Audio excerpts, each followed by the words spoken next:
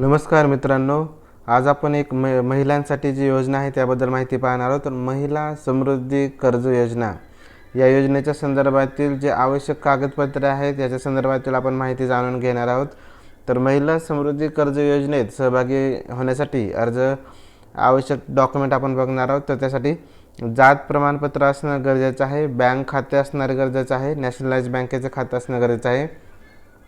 त्याचबरोबर आधार कार्ड असणं गरजेचं आहे, उत्पन्नाचा दाखला तहसीलदारांचा असणं गरजेचं आहे, पासपोर्ट आकाराचा फोटो, सेल्फ ग्रुप म्हणजे जे बचत गट आहे त्याचे ID कार्ड असणं, मेंबरशिपचे ID कार्ड असणं गरजेचं आहे आणि रहिवासी पुरावा, वीज बिल किंवा रेशन कार्ड यापैकी कुठलेही एक असणं गरजेचं आहे. तर या होत्या महिला समृद्धी कर्ज योजनेचे डॉक्युमेंट्स.